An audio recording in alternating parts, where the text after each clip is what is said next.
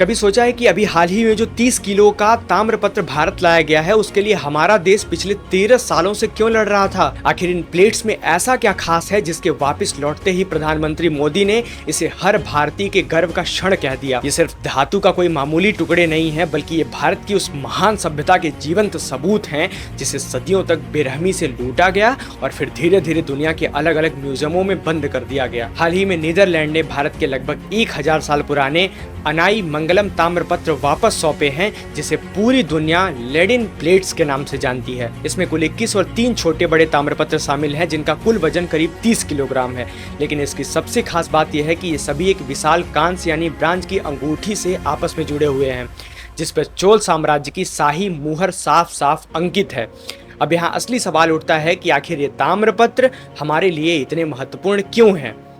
ये महत्वपूर्ण इसलिए हैं क्योंकि ये सिर्फ इतिहास नहीं बताते, बल्कि भारत की प्राचीन प्रशासन व्यवस्था, भाषा, संस्कृति और हमारे वैश्विक प्रभाव का एक जीता जागता प्रमाण है। ये ताम्रपत्र असल में तमिलनाडु के नागपट्टिनम में स्थित एक बौद्ध विहार चूलामणि मर्म विहार को एक पूरे गांव दान में दिए जाने का आधिकारिक रिकॉर्ड है।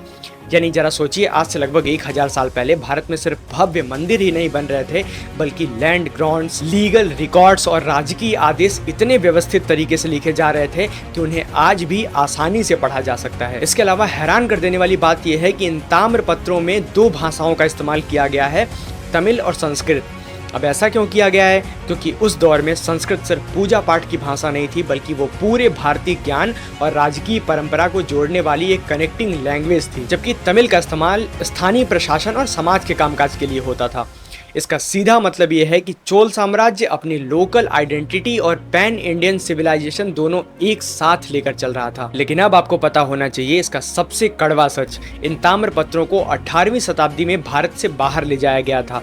जब नागपट्टिनम डच नियंत्रण में था, उस समय एक ईसाई मिशनरीज के सदस्य फ्लोरेंटियस कैंपर इन्हें अपने साथ नीदरलैंड ले गए। यानी जो बेशकीमती चीजें हमेशा भारत की मिट्टी में रहनी चाहिए थी, उन्हें यूरोप के संग्रहालयों में एक एक्सोटिक आर्टिफैक्ट्स बनाकर रख दिया गया। भारत साल 2012 से इन्हें लगातार वापस लाने की कोशिश में जुटा हुआ था और अब जाकर ये एक ऐतिहासिक धरोहर वापस लौट रहा है। अब यहाँ पर एक और बात समझनी जरूरी है कि किसी भी सभ्यता को खत्म करने के लिए सबसे आसान तरीका होता है कि उसका इतिहास, उसके प्रमाण उससे छीन लिए जाएं, क्योंकि इसके बाद आने वाली पीढ़ियां खुद अपनी ही जड़ों पर शक करने लगेंगी। इसलिए ये ताम्रपत्र सिर्फ 30 किलो का तांबा नहीं है, बल्कि ये उस भारत का सबसे बड़ा सबूत है जो हजारों साल पहले भी पूरी तरीके से ऑर्गेनाइज्ड था।